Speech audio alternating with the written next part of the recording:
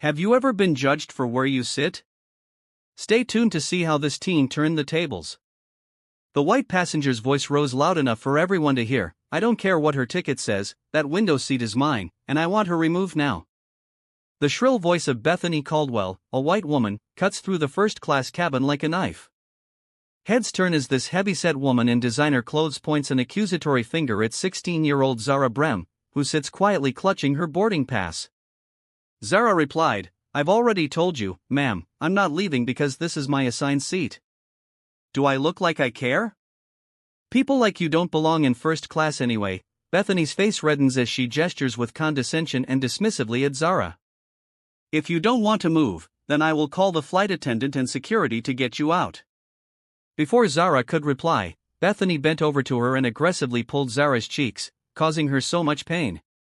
What secret power does this girl's father hold? Keep watching, only on Dark Stories. The young black girl stares out the window, her reflection showing a face fighting to maintain dignity under the humiliating assault. She clutches her phone as she texts her father, the only hope out of this situation. Have you ever been discriminated against and wished you could do something about it? Share your experience in the comments below, and if you stand against prejudice and racism, comment "No injustice" and your country's flag in the comments section and hit the subscribe button now because this story gives the most satisfying example of instant karma you don't want to miss. Zara Brem, a 16-year-old young girl, straight-A student and someone who's learned to navigate life with quiet confidence beyond her years. Today was supposed to be different. For the first time since she could remember, her father had promised her 2 uninterrupted weeks of his time. This trip meant everything to Zara, a vacation with her father. While most teenagers spent weekends at the mall or scrolling through social media, Zara's life looked more like this: Monday through Friday, advanced placement classes, debate team captain, volunteering at the children's hospital, weekends academic prep, piano recital, and often dinner alone with her father's empty chair, a painful reminder of the fact that he's not always around. Not that she complained, she understood her father's work was important, even if his absence left a void that achievements couldn't fill. Xavier Brem, her father, at 47, he was one of the youngest division chiefs in FBI history, heading the counterterrorism division with the kind of quiet authority that commands respect without demanding it, the kind of man whose phone rings at 3 a.m. and presidents wait for his assessment, the kind of father who's missed more birthdays than he's attended. Xavier had promised this time would be different. 2 weeks, Zara, no phones, no emergencies, no agents calling me away, just you and me. He'd made these promises before, of course, but something in his eyes told Zara he meant it this time. Maybe it was the guilt, maybe it was watching his daughter grow up in photographs rather than in person, or maybe it was the realization that soon she'd be off to college and these moments would become even rarer.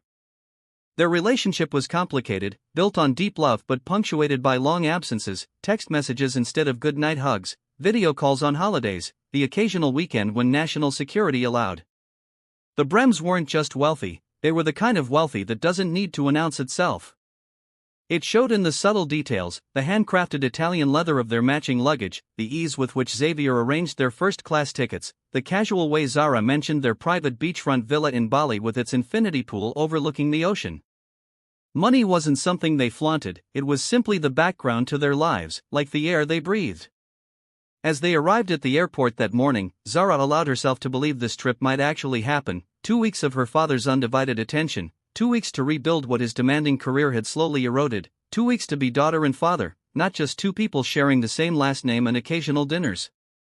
Little did either of them know that before their plane even left American airspace, they would find themselves at the center of a confrontation that would test them both in unexpected ways and reveal to everyone on board exactly who Xavier Brem really was.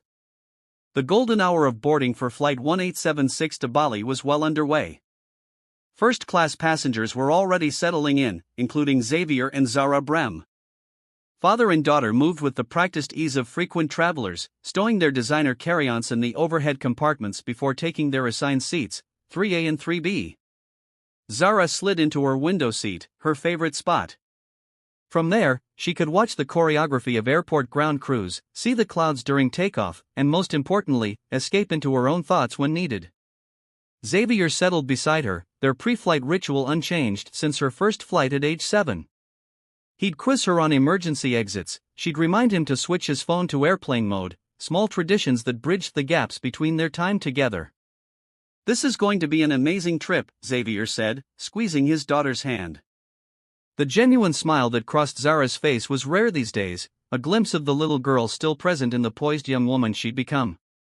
That smile faded quickly when Xavier's phone buzzed. His expression told her everything before he even checked the screen. "It's Langley," he sighed, the weight of responsibility visibly settling onto his shoulders. "Dad, you promised," Zara whispered, trying to hide her disappointment.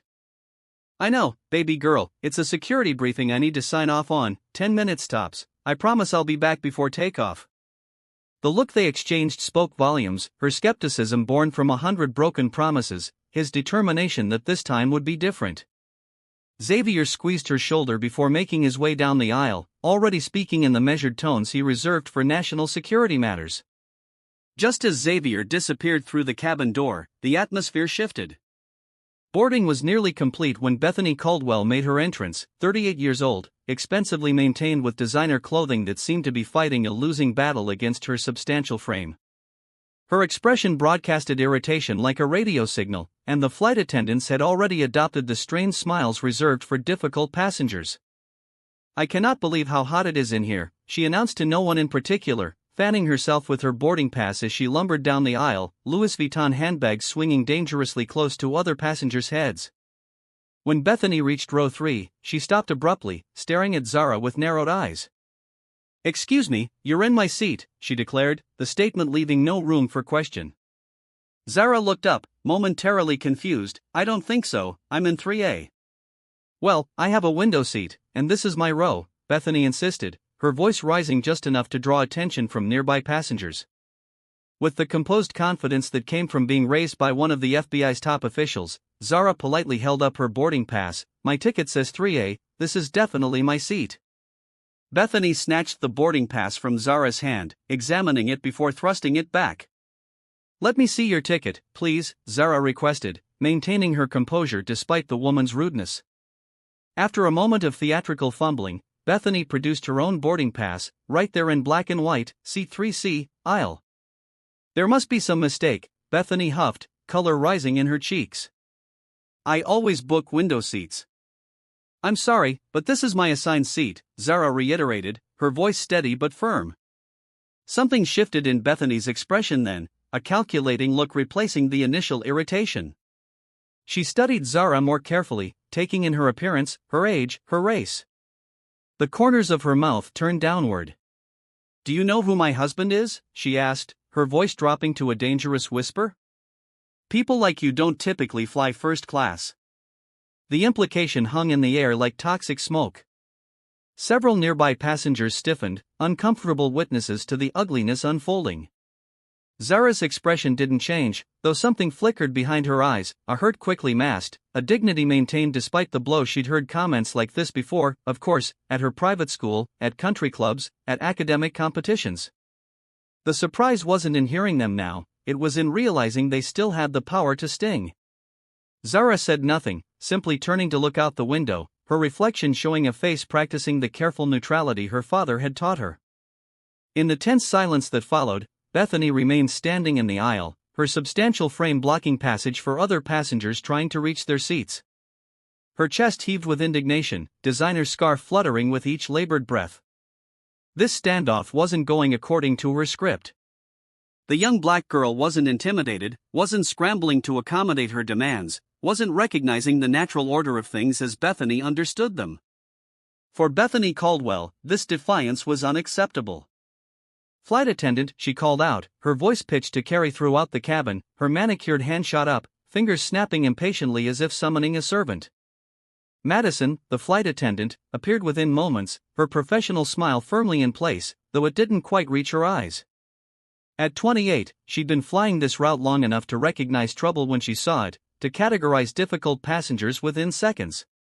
Bethany Caldwell registered instantly as a Category 5 hurricane in designer clothing.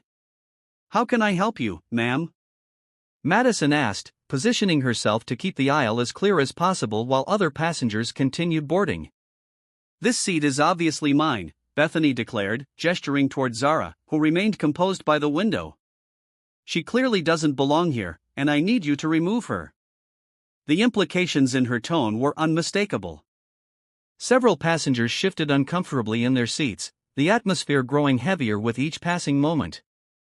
A businessman across the aisle suddenly became intensely interested in his safety card. An elderly couple exchanged knowing glances, their expressions darkening. "I'd be happy to check both tickets," Madison replied, her voice betraying none of the disgust flickering behind her eyes. Zara handed over her boarding pass without being asked, her movements deliberate and dignified despite the humiliation of having her right to occupy space questioned so publicly. Madison examined it carefully before turning to Bethany. "Ma'am, may I see your boarding pass as well?" With dramatic reluctance, Bethany produced her ticket again. Madison studied both documents side by side. "Miss Brem is in her correct assigned seat, 3A, Madison confirmed, handing the boarding pass back to Zara with an apologetic smile. "Miss Caldwell, your seat is 3C, the aisle seat in this same row." Bethany's face flushed a dangerous shade of crimson. "This is ridiculous. I specifically requested a window seat when I booked this flight. I always fly by the window." "I understand your preference," Madison replied, her tone calibrated to be soothing without being condescending, the difficult balance perfected over years of customer service. "Unfortunately, according to our system, seat 3A was assigned to Miss Brem. If you'd like, once boarding is complete, I can check if there are any other window seats available in first class." It was a reasonable solution, professionally delivered, but reason wasn't what Bethany Caldwell was interested in. "Absolutely not," she hissed, her voice dropping to a dangerous whisper. "I refuse to sit next to her. Find her another seat, or I'll have your job." The threat hung in the air, ugly and explicit. Madison's smile remained fixed in place through years of practiced customer service discipline, but something hardened in her eyes.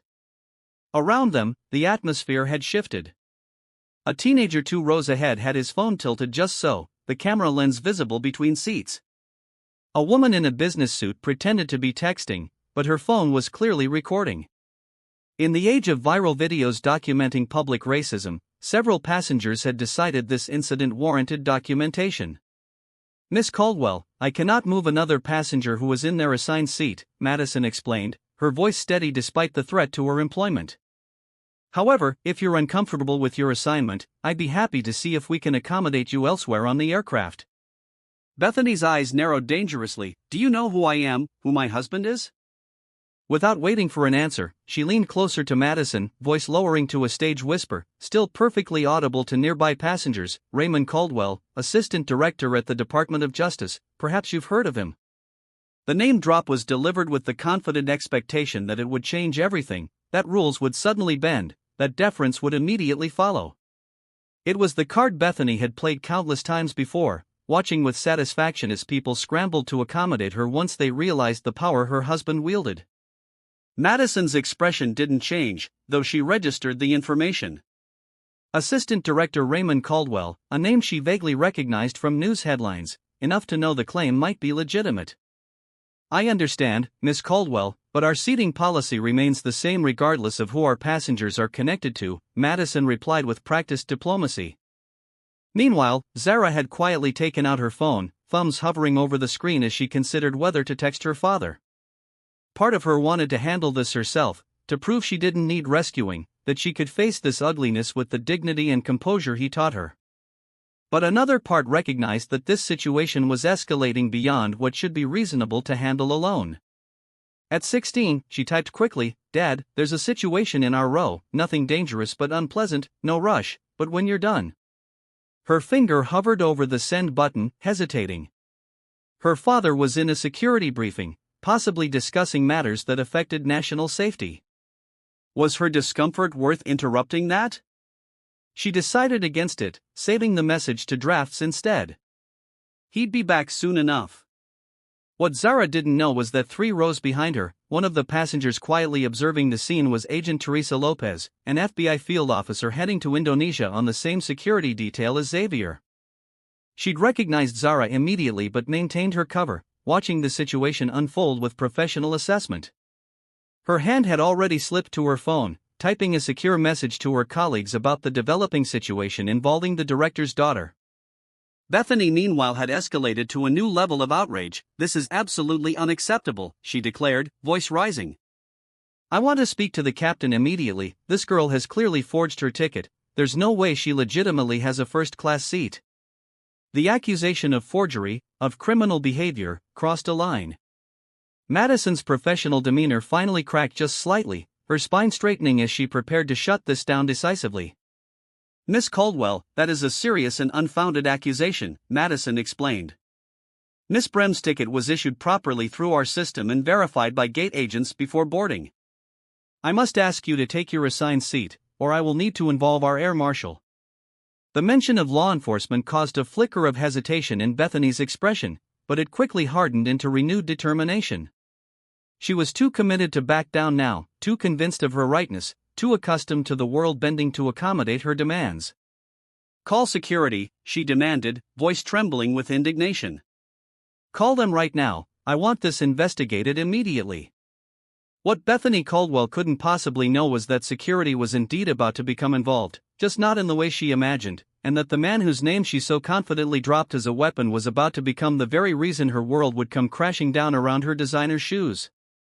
Have you ever encountered someone who used their connections or status to try to intimidate you? What happened, and how did you respond? Share your stories in the comments below, and don't forget to hit like and subscribe now as the confrontation in first class reached a fever pitch. Madison made a decision. This situation had escalated beyond her authority to manage, beyond the usual passenger disputes over armrests or reclined seats. With a discreet hand signal to her colleague, she initiated the protocol for serious cabin disruptions.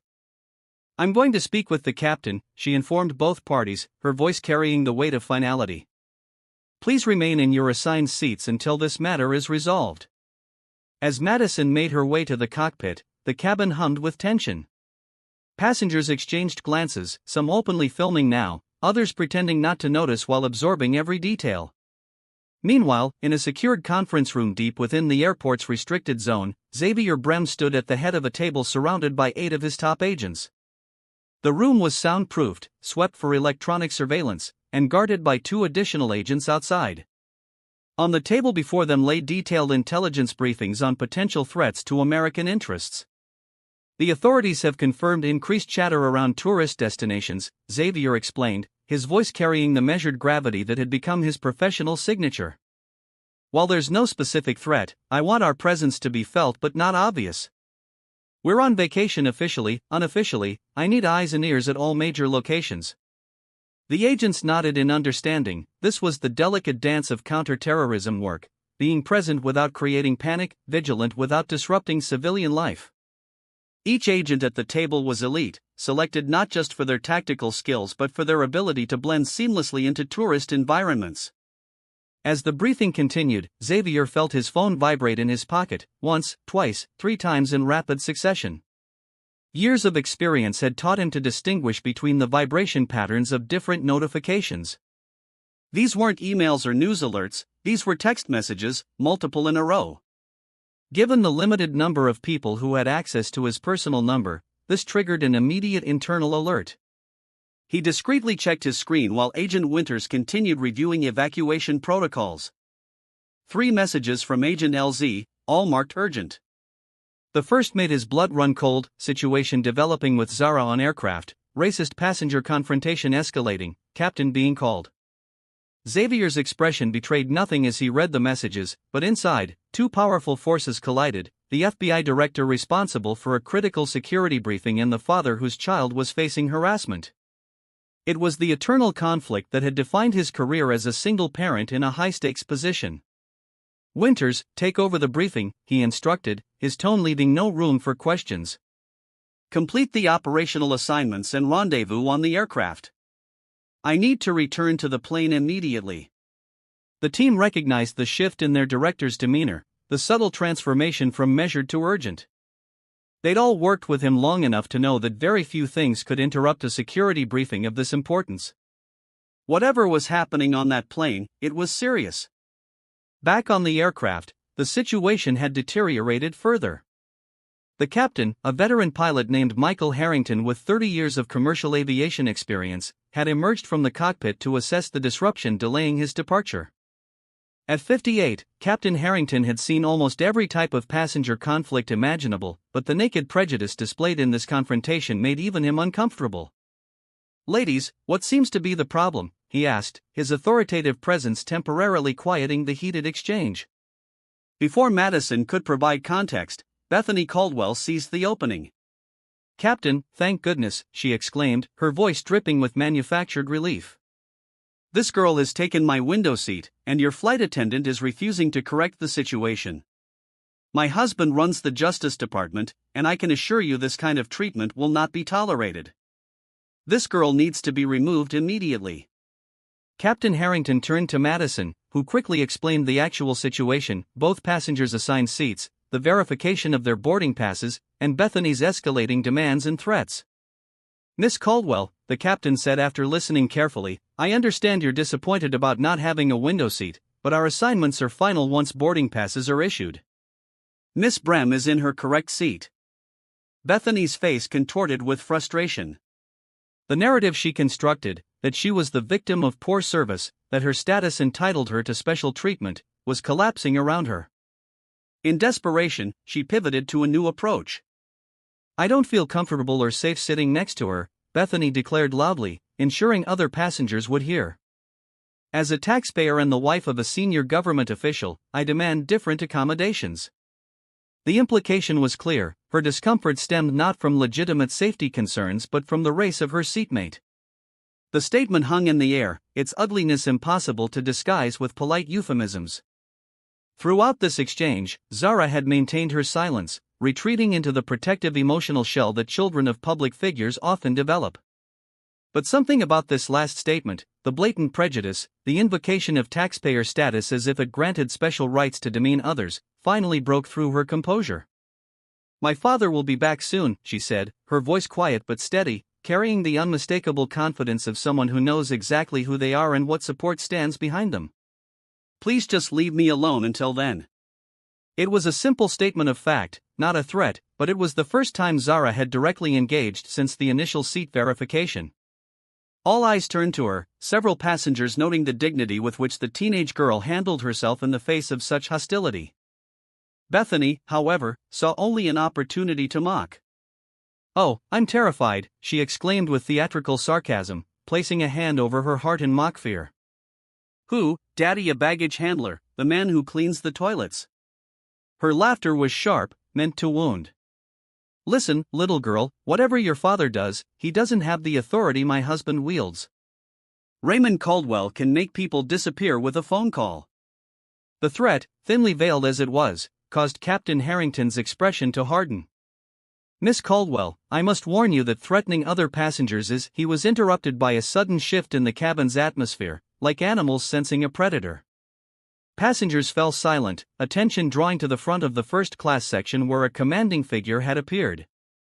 Xavier Brem stood in the entryway, still dressed in the impeccable suit he'd worn to his security briefing. At 6 feet 2 inches, with the athletic build of someone who maintained rigorous physical training despite his administrative position, his presence filled the space in a way that went beyond mere physical dimensions. It was the quiet authority he carried, the focused intensity of his gaze as it swept the cabin and locked onto the confrontation in row 3.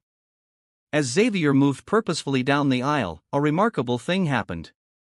In seats scattered throughout first class, 4 individuals straightened almost imperceptibly.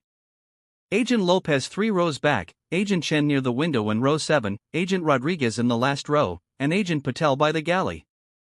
Though they made no obvious movements, their alertness level shifted in perfect synchronization with their director's arrival.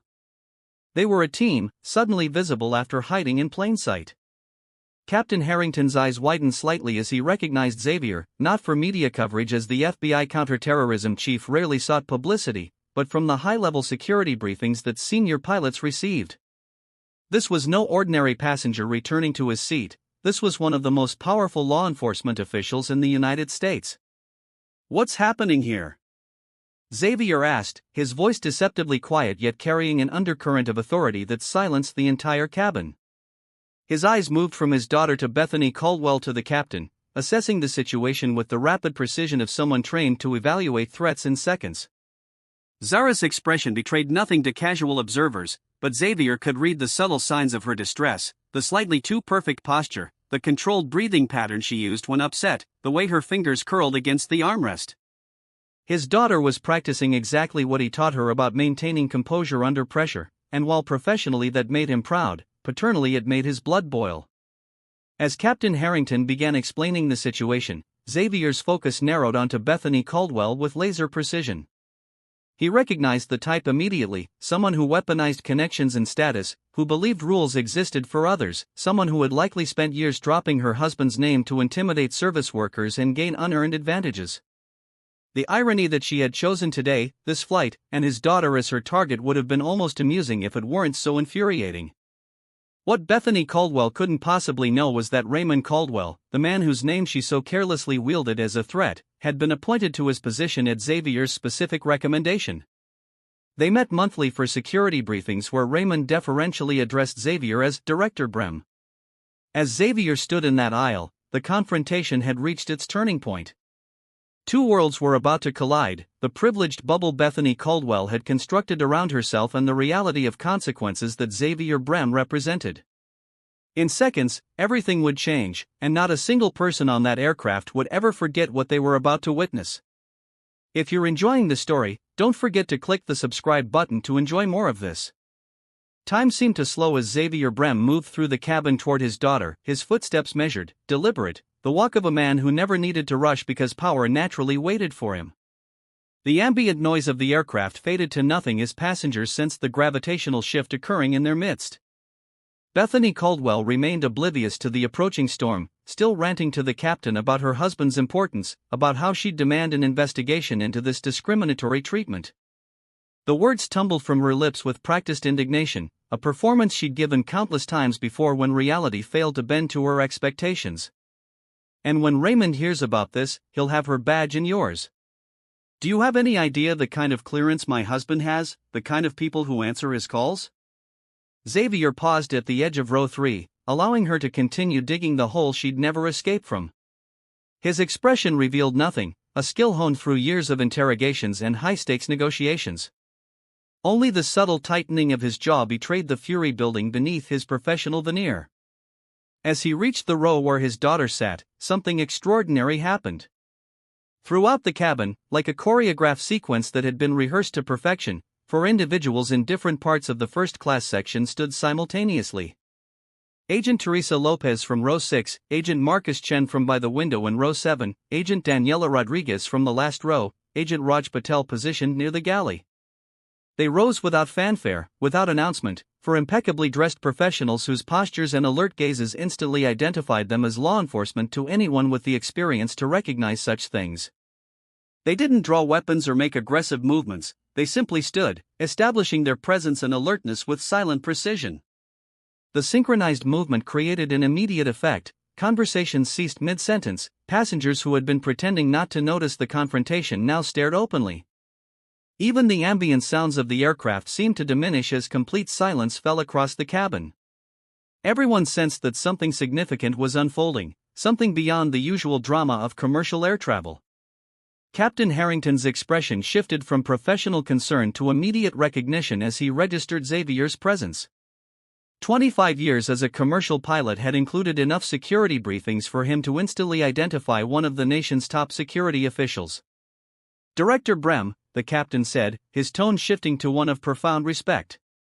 I apologize for the disturbance involving your daughter, we were just resolving the situation. The word director landed like a thunderclap in the silent cabin. Bethany's head snapped toward Xavier, her expression still clutching at indignation even as confusion began to seep in. The title registered, but its implications hadn't yet penetrated her certainty that she was the most important person in this scenario. With deliberate calm, Xavier reached into his jacket and withdrew his credentials, allowing the FBI shield to catch the cabin lighting as he briefly displayed it before returning it to his pocket. The gesture wasn't theatrical, it was simply confirmatory, a formality for a man whose authority typically preceded him. For the first time, uncertainty flickered across Bethany Caldwell's face.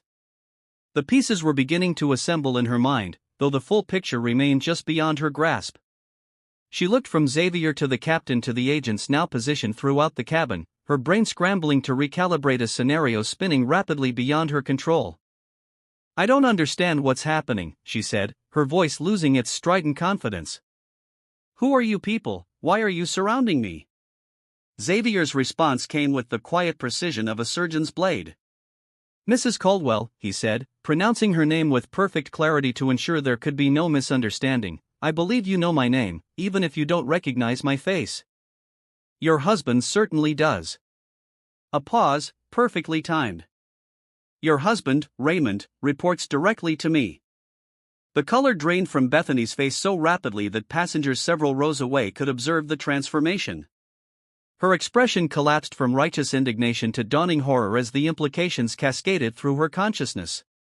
The husband whose name she'd been weaponizing throughout this confrontation, the source of her perceived power and untouchability, reported to the father of the girl she'd been harassing. That's not possible," Bethany stammered, though her expression betrayed that she knew it was not only possible but catastrophically true. "Raymond would have told me if he what, Mrs. Caldwell?" Xavier asked, his voice remaining measured even as it carried an undercurrent of steel. "If he worked under the father of the young woman you just suggested should be cleaning toilets? If his career advancement depended on the man whose daughter you accused of forging documents and not belonging in first class?" Bethany's mouth opened and closed without producing sound, the perfect picture of a predator suddenly recognizing itself as prey. "I've heard everything you've said to my daughter," Xavier continued, his gaze never wavering. "Every word, every implication, every threat." The entire cabin held its breath. Flight attendants stood frozen in the aisles, passengers who had been recording the confrontation continued to do so with renewed intensity, recognizing they were witnessing something extraordinary. Even the ambient sounds of the aircraft seemed muted, as if the plane itself were listening. Bethany's face completed its transformation from smug entitlement to abject terror. The realization that she spent the last 20 minutes threatening, demeaning, and attempting to intimidate the daughter of her husband's superior, a man who apparently commanded a team of federal agents who traveled with him, hit her with the force of a physical blow. Her skin took on a grayish pallor, perspiration beading visibly along her hairline despite the cabin's air conditioning. I didn't know she was your daughter, sir," she whispered, the words barely audible. "I would never have what exactly?" Xavier asked, the question hanging in the air between them like a blade. "Never have demanded that my daughter be removed from her assigned seat because you wanted it? Never have suggested she didn't belong in first class? Never have threatened to have flight staff fired for following proper procedures? Never have invoked your husband's name to intimidate others if you'd known someone with greater authority was listening?" Each question landed with precision, dismantling the framework of excuses before Bethany could fully construct them. This wasn't just a dressing down, it was a methodical deconstruction of privilege by someone who had spent a career identifying and neutralizing threats. "Mrs. Caldwell," Xavier said, his tone shifting to something even more formal, "I've just been informed that your husband is currently being notified of this incident." The statement hung in the air for a moment before its full implications registered on Bethany's face. Whatever remained of her composure crumbled completely. The realization that Raymond, her source of perceived power, her shield against consequences, was at this very moment learning about her behavior toward his boss's daughter seemed to physically diminish her. The cabin remained in absolute silence, the collective audience to a drama more compelling than anything the in-flight entertainment system could possibly offer. This was justice unfolding in real time, the rare and satisfying spectacle of entitlement meeting its perfect counterbalance. For Zara, watching from her window seat, the moment carried complex emotions. The vindication was undeniable, seeing her father's authority protect her when so often it had taken him away. In that suspended moment, with all eyes upon Xavier and absolute authority at his disposal, he stood at a crossroads that would define him in the eyes of everyone watching, especially in the eyes of his daughter. The weight of revelation hung in the cabin like a physical presence, the understanding that power dynamics had shifted irrevocably, that the woman who had spent the last 30 minutes wielding her husband's name as a weapon now found herself at the mercy of someone with exponentially greater authority. For perhaps the first time in her adult life, Bethany Caldwell confronted a situation she couldn't bully, intimidate, or purchase her way out of. Watching the realization dawn across her features was like witnessing a time-lapse of emotional collapse, from entitlement to shock to mortification to desperate self-preservation. The transformation was so complete that several passengers who had been recording the confrontation continued filming, sensing that whatever came next would be equally compelling. "Director Brem," Bethany began, her voice now stripped of all its previous arrogance, replaced with a tremulous attempt at contrition, "I had no idea who you were. This has all been a terrible misunderstanding. If I had known that she was your daughter," Xavier raised his hand slightly, the gesture halting her words mid-sentence with more effectiveness than a shout could have achieved. The movement was minimal, controlled, like everything about the man, yet its authority was absolute. "Mrs. Caldwell," he said, his voice calibrated to be heard by everyone in the immediate vicinity without seeming to address the entire cabin, "let me be very clear. The fact that Zara is my daughter is irrelevant to how any human being should be treated. Your behavior would be equally unacceptable if directed toward any passenger on this aircraft." The rebuke was delivered without a raised voice, without theatrical gestures, yet its impact visibly registered on Bethany's face like a physical blow. This wasn't the negotiation she had expected, this wasn't a powerful man protecting his own out of nepotism, this was something altogether more principled and therefore more devastating to her worldview. "I'm so sorry," Bethany stammered, perspiration now visibly dampening her designer blouse, her earlier confidence completely evaporated. "I truly apologize for my behavior, it was inexcusable." Xavier's expression remained impassive, his gaze never wavering from Bethany's face. When he spoke again, his words carried the measured precision of someone accustomed to choosing them with extreme care. "Your apology isn't owed to me, Mrs. Caldwell, it's owed to my daughter." The directive hung in the air, simple, non-negotiable, and perfectly calibrated to extend Bethany's public humiliation while simultaneously empowering the young woman who had been the target of her bigotry. It was justice distilled to its essence, forcing Bethany to acknowledge Zara's humanity directly rather than addressing her through intermediaries or pretending she was invisible. Bethany turned slowly toward Zara, her face a battlefield of conflicting emotions, resentment at being forced into this position warring with the desperate need to somehow mitigate the damage she'd done to her husband's career. When she finally spoke, her voice was barely above a whisper, "I'm sorry for how I spoke to you, it was inappropriate." The apology was grudging, minimal, falling well short of acknowledging the racist underpinnings of her behavior. Xavier remained silent, his steady gaze making it clear the performance was inadequate. Under the weight of that collective scrutiny, Bethany tried again. "I apologize for suggesting you didn't belong here," she said, each word seeming to physically pain her, "and for the things I said about your father, I was completely out of line." Throughout this forced apology, Zara maintained the composed dignity that had characterized her response to the entire confrontation.